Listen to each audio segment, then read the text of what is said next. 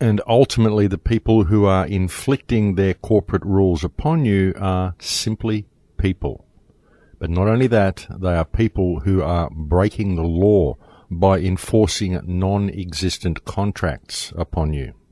And they get away with it simply because they are posing as government, and no one ever asks them to identify themselves. They just assume that the fancy suit and the badge is legitimate. So next time you're at something like a coal seam gas rally and the police come up to you and attempt to move you on, ask the police to identify themselves and ask the police, are you here in the capacity of policeman or police officer? If he says he's there as a police officer, ask him who he's representing.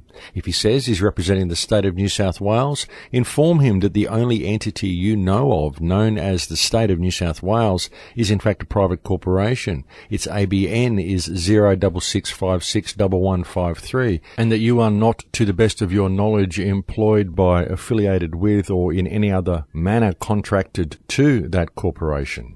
And if he is a representative of that organisation and he is attempting to enforce any corporate policy upon you, can he please show proof of claim that you are in any way affiliated with that corporation? And inform them that if he chooses to arrest you and interfere with your right of movement or interfere with you in any way, tell him that you will go with him out of fear for your safety, but make it very clear to him that his actions indicate that he is attempting to exercise a right of ownership over you in order to enforce a non-existent contract, and you will be pursuing the matter.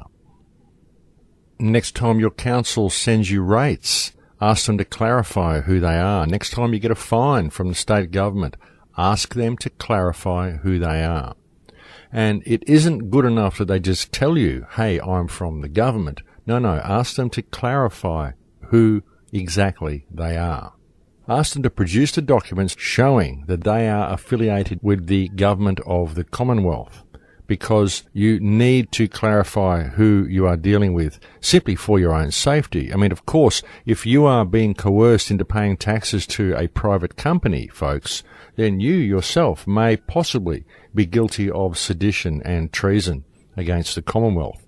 Tell them that you're very concerned that you may be in danger of breaking the law, and so you require them to produce documents in the form of affidavits that clearly show their affiliation with the government of the Commonwealth.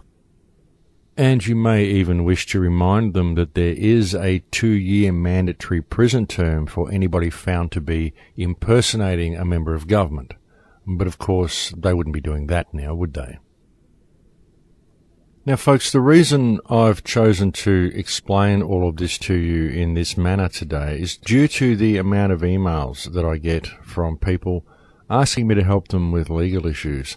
I get emails from people saying, Max, I've got a fine, Max, I've got this, Max, I've got that. And what I really see is people that have failed to do the studies themselves and are looking for an easy fix. And I mean no offence to anybody by saying that, but ultimately, if you're writing to me and you're asking for a template on how to free yourself from the system, then you're not going to be able to free yourself, because there is no template. The template is you.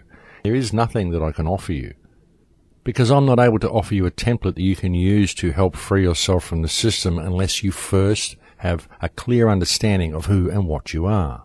Because if I were to do so, then you could well go out and get yourself in a great deal of trouble. And if you did know who and what you were, then you wouldn't be asking me for a template. It's really as simple as that. You see, I can't give you a template because I don't know what every response is going to be that you get. And you will get tested. As soon as you start challenging the system, they will test you to see how confident you are in yourself. And if you're not confident in yourself, then you're going to fail at what you're trying to do. And plus, there's the obvious that if I send someone a template, if I answer you and send you a letter on how to do it, and I get 200 of these letters in a month, then a month later I'm going to have another 200 letters of people saying, well, this is the response I got, now how do I respond? And I'm going to sit there doing people's legal work for them. And it's just not tenable, folks. I can't do that. I don't have the time to sit down and do people's legal work for them. And I'm not a lawyer.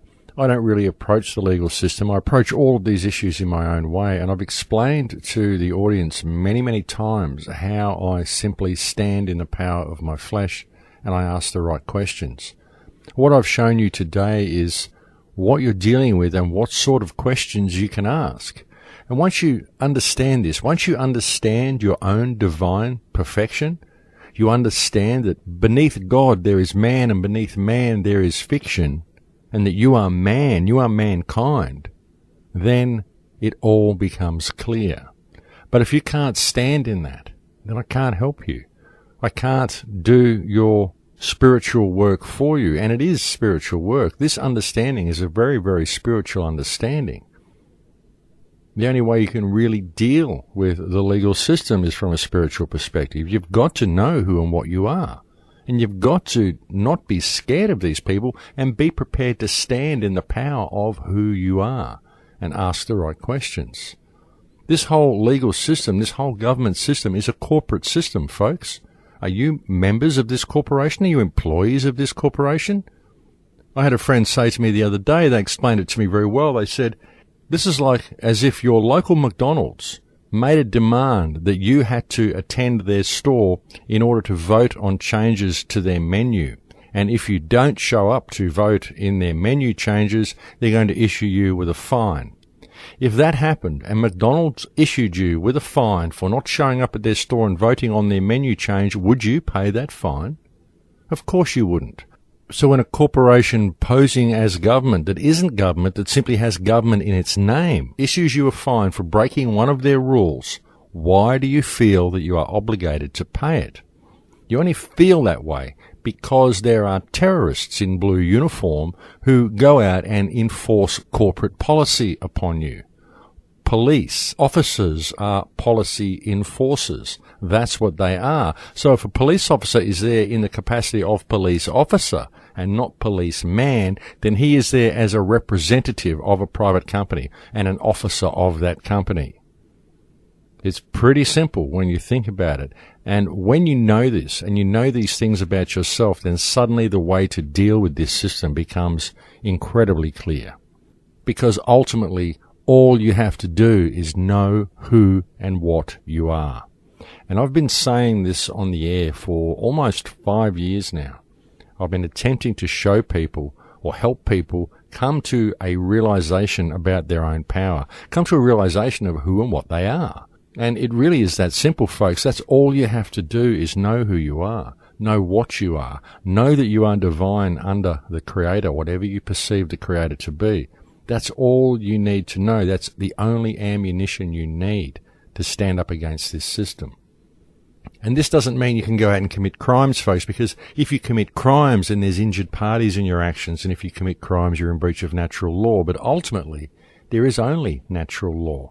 Statute law is fiction. It's legal fiction made up by corporations, and it does not apply to you unless you contract with these corporations. And when they attempt to enforce jurisdiction over you, you've got to be careful that you don't grant them that jurisdiction and agree that they have jurisdiction. That's the thing. And that's why I've presented the information that I have to you in the first half of this show today, because I just think it's important that people know this. I think it's really important that we start standing up against this system, folks. It's really important that people stop paying their money to these corporations, because if we don't stop paying these rates, and if we don't stop paying these council fees, if we don't stop paying these fines, and don't stop paying all of these fictional bills that the government throws at us, we're going to allow this country to be destroyed. We're going to see the country stripped bare, district by district, suburb by suburb, house by house, person by person. And I know that's what we're going to see, because that is what we are seeing already. All you have to do is look around you, folks. All you have to do is look at the state you're in now compared to what you were in 10 years ago, or 20 years ago, or 30 years ago. Like I said, have a look at the quality of the services now, and have a look at what you're paying for these services, and compare that to what it was like 20 years ago. You find the cost was a quarter and the quality was 4 times what it is today. And I think that there's something seriously wrong with that picture.